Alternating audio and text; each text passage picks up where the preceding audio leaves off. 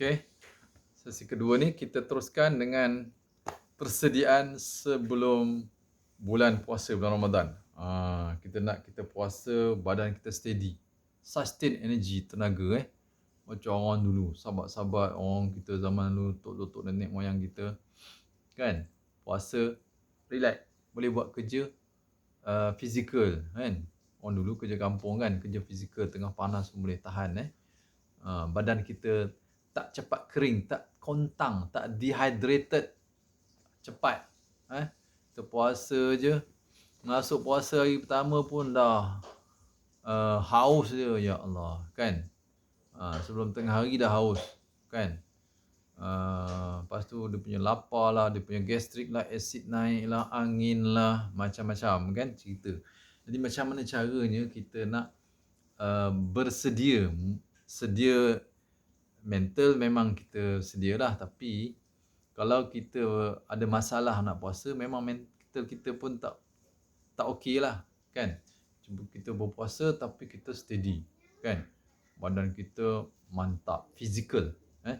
Sistem tubuh kita, kefungsian sel, organ, tisu kita, semuanya berjalan secara normal. Homeostasis tubuh kita. Walaupun kita tak makan, tapi kita ada stok. Pertama, stok karbohidrat, glikogen dalam hati dan otot. Itu cepat habis. 2-3 jam kita puasa, pukul 10 ke pukul 11 dah habis dah stok glikogen kan. So kita ambil stok daripada lemak. Dia akan tukar kepada gula supaya maintain gula dalam darah kita normal kan. Lemak. Jadi sepanjang hari kita akan gunakan stok lemak. Lemak kita banyak bawah kulit. Especially bawah kulit. Kan? Dan juga di bahagian pinggul, di bahagian perut kita banyak lemak kan. Alright. Jadi macam mana kita nak bersedia menguatkan tubuh kita, mengoptimalkan metabolic cell kita, organ kita, supaya kita boleh guna stok ni. Ini kita stok lemak banyak, perut gitu kan, bulat, punggung besar kan, lemak banyak lah kan. Berat badan 90 kilo, 100 kilo, tapi sampai pukul 11-12 dah rasa angin lah, rasa lemah lah kan. Petang je dah hypo, macam gula rendah, tapi gula tak rendah. Itu menunjukkan sistem tubuh dia tak efisien nak convert lemak kepada gula untuk digunakan oleh tubuh kita kan, ataupun menghasilkan bahan keton. Bahan keton ni gantian kepada gula lah. Boleh guna juga ada bahan keton ataupun daripada lemak. Lemak tu dihasilkan gula kan, dan lemak juga boleh menghasilkan bahan keton untuk diserap pada, disupply, dibekalkan kepada sel-sel, diserap oleh sel dan menghasilkan tenaga dalam bentuk ATP dalam mitokondria kita. Alright. So macam mana? Okay, kita nak tahu macam mana je. Senang kan? Alright. Cara dia mudah je. Kita amal makan kurma. Jadi lagi sebulan, lebih kurang sebulan lebih sikit, kita akan mula berpuasa Ramadan. Kan? InsyaAllah. Mulai sekarang, sediakan kurma. Beli kurma. Sekarang ni kedai-kedai Arab dan mana-mana, online, offline, semua ada jual kurma kan. Harga pun dah murah. Banyak orang jual kan. Persaingan hebat. So beli kurma. Kurma yang bagus lah, yang berkualiti. Kurma Madinah ke, kurma tangkai Tunisia ke. Ini yang saya selalu cadangkan lah, yang terbaik. Kurma Safawi lah yang murah. Nak mahal sikit, kurma Mabrum. Bagus kurma Mabrum ni penawar juga. Menurut guru saya lah. Kurma Mabrum, kurma Ajwa memang terbaik kan.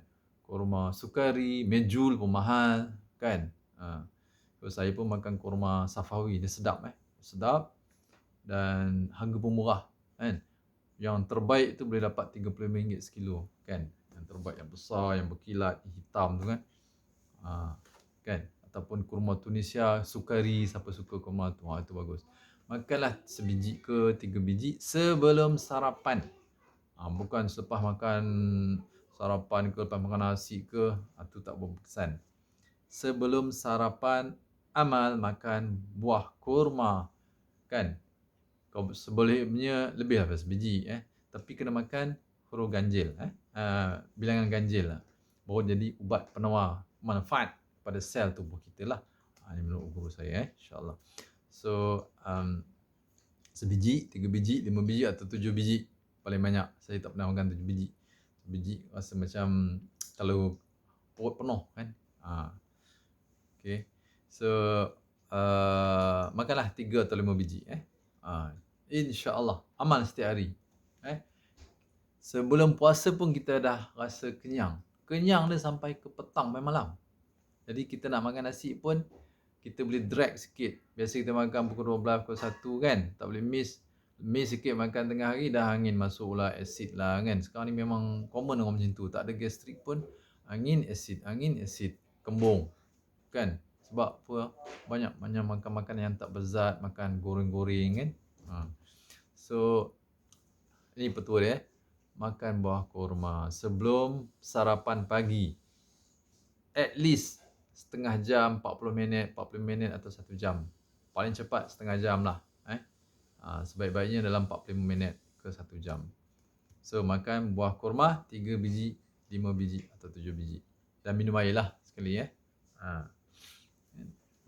Kalau siapa ada madu, amal madu boleh juga makan. Tapi sebelum makan kurma lah makan madu. 1 sudu teh kan, 1 sudu besar, panas pula kan. Kurma lagi, kurma pun panas kan. 1 sudu teh. Alright. So insya-Allah kan pas 1 jam kita sarapan sikit. Sikit sarapan pun kita akan kenyang. Pukul 10 tak payah makan dah. Perut tak meragam dia tak berbunyi dah. Tengah hari tu makan. Lepas tu petang pun pukul 4 tak payah makan dah. Lewat petang sebelum maghrib ke 6.30, 7 ataupun lepas maghrib, lepas isyak makan sikit. Alhamdulillah.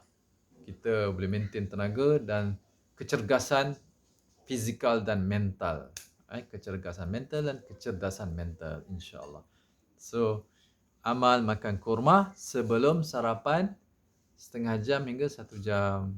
Itu yang penting Kurma Madinah ataupun kurma Tunisia tangkai ataupun kurma Egypt sukari. Sukari pun ada juga Madinah yang besar-besar tu kan, tu mahal sikit. Sedap lah. So amal ni insya-Allah kita akan tahan. Tahan bila berpuasa dan kita nak tarawih nanti, kita nak buka puasa pun kita tak ada nak makan banyak Kita buka puasa pun dengan kurma juga. Dengan air kosong ataupun air manis sikit. Alright. Tu dia punya tips. Kalau orang tanya sebab apa, tanya sebab apa tu yang panjang saya punya video. Tu kita bagi tip je. Sebab dia sebenarnya mudah je. Kurma mengandungi kandungan mineral elektrolit yang cukup dari segi kuantiti dan kualitatif. Seimbang kadar dia. Dia ada sodium, dia ada potasium, ada magnesium, ada iron sikit, zinc sikit, macam-macam micro elemen, unsur-unsur surih mineral. Jadi semua mineral-mineral ni yang bersifat elektrolit. Elektrolit maknanya dia maintain pergerakan cecair, mengawal homeostasis, keseimbangan pergerakan cecair dalam kompartmen-kompartmen tubuh kita. Sama ada intraselular, ekstraselular dan interselular. Ni dah cerita. Ni orang dah pening pula kan. So, maksudnya dalam setiap organ tubuh kita, cecair ni akan pergi masuk dalam sel, luar sel. Jadi tekanan osmosis cecair air dalam sel, luar sel, dalam organ, luar organ, dia akan maintain secara optimal. Homeostasisnya dimaintain dengan adanya elektrolit yang cukup. Bukan sodium saja, bukan potasium saja. Bukan kita nak makan potasium, kita tak mau makan sodium, kata sodium dah tinggi. Itu tak betul. Sebab tu kita tengok makan makanan whole foods alami, semua makan mesti ada sodium dan potasium, magnesium. Lepas tu unsur-unsur yang lain. Chloride pun ada sikit. Fluoride ke. Kan? Phosphate, sulfate, semua ada. Itu semua mineral, electrolyte. Yang maintain homeostasis, keseimbangan cecair dalam tubuh kita. Ini sangat penting. Barulah yang nak menghidratkan sel, menggerakkan peredaran darah, cecair inilah. Dan membawa masuk nutrien oksigen ke dalam sel. elektrolit dan air. Kalau air saja tanpa elektrolit pun tak memadai. Kena ada dua. Dia berpasangan.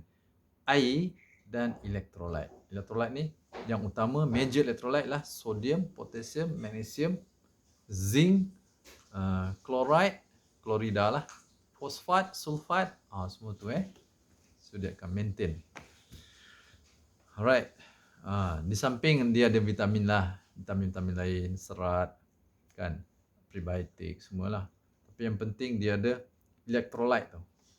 Dan itu yang mengekalkan kita tidak dehydrated, kering, tekak, tering kan, hausan sangat.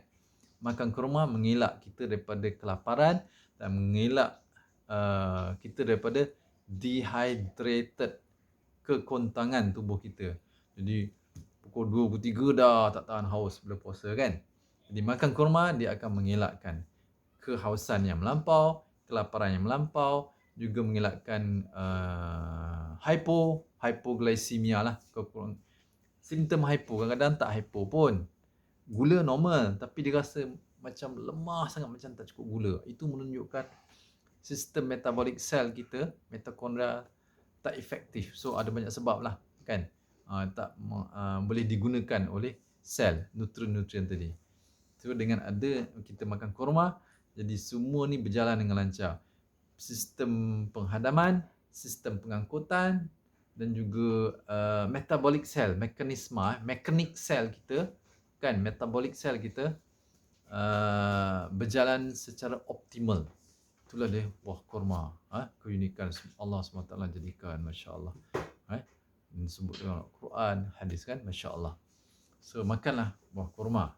Mula sekarang sebelum sarapan 30 minit hingga 1 jam 1 biji, 3 biji, 5 biji atau 7 biji. InsyaAllah. Kita tahan bila berpuasa nanti. InsyaAllah. Dan sampai tarawih. Kan? Boleh bangun sahur, boleh bangun tahajud, boleh bangun awal. Tidur pun lena. Because dia ada unsur magnesium dan potassium. Anti-stress punya mineral.